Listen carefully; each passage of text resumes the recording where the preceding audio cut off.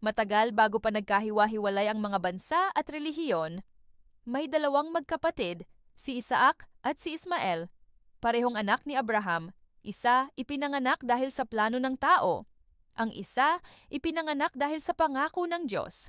Pero pareho silang minahal ng Diyos. Sa paglipas ng panahon, naging simbolo sila ng dalawang tradisyon, dalawang pananampalataya, dalawang direksyon. Pero sa likod ng lahat ng alitan at kasaysayan, isa lang ang totoo, magkapatid sila. Ngayon, babalikan natin ang kanilang kwento, hindi para pumili kung sino ang tama, kundi para maunawaan kung paano nagsisimula ang tunay na pagkakasundo. Ang sinaunang alitan. Sa Genesis 16, hindi magkaanak si Sarah, ang asawa ni Abraham. Kaya binigay niya ang kanyang alilang si Hagar kay Abraham. At mula roon, ipinanganak si Ismael, ang panganay. Pagkalipas ng ilang taon, ipinanganak si Isaac, ang anak ni Sarah. Dito nagsimula ang tensyon. Selos, takot, pagkukumpara, dalawang ina, dalawang anak, isang mana. Sinabi ni Sarah, palayasin mo ang alilang iyon at ang kanyang anak. Masakit para kay Abraham. Pero sumunod siya sa utos ng Diyos at umalis si Hagar at si Ismael patungo sa ilang. Doon, sa gitna ng kawalan, nagpakita ang Diyos kay Hagar at nangako siya. Gagawin kong isang malaking bansa ang anak mong si Ismael.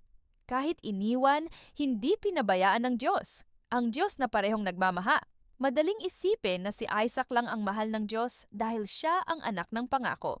Pero mali yun. Pareho silang pinagpala, iba lang ang paraan. Si Isaac, simbolo ng biyaya.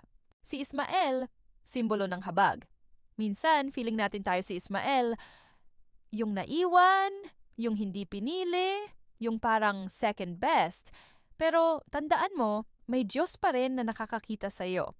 God still remembers your name in the wilderness.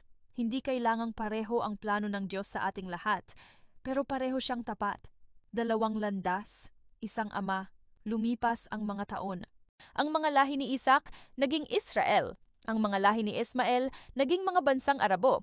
Mula sa kanilang mga linya, ipinanganak ang tatlong malalaking pananampalataya, Judaismo, Kristyanismo at Islam. Pero sa kabila ng pagkakaiba, may iisang ugat, si Abraham. At sa Genesis 25:9, nang mamatay si Abraham, ang dalawang magkapatid na matagal nang hiwalay, muling nagkita. Magkasama nilang inilibing ang kanilang ama. Walang salita, walang pagtatalo. Tahimik lang silang magkasama. At sa sandaling iyon, nagsimula muli ang pagkakasundo. Hindi sa away, kundi sa paggalang. Mensahe para sa ating panahon. Ang kwento ni na Isaac at Ismael ay hindi lang lumang kasaysayan. Ito ay larawan ng ating mundo ngayon. Sa panahon ng hati-hating pananampalataya, politika at kultura, ang tunay na kapayapaan ay nagsisimula sa pagkilala. Iisa lang ang ating Ama. Hindi kailangang pareho ng paniniwala para magmahalan. Kailangan lang nating alalahanin na tayo ay magkakapatid. Sa pamilya mo, sa simbahan mo, o sa komunidad mo, baka may Ismael kang kailangang patawarin o Isaac kang kailangang yakapin. Minsan, ang unang hakbang sa kapayapaan ay simpleng paglapit lang. Ang kwento ni na Isaac at Ismael ay paalala na walang sino man ang labis na malayo para patawarin ng Diyos. Walang relasyon na sobrang sira para hindi ayusin ang pag-ibig.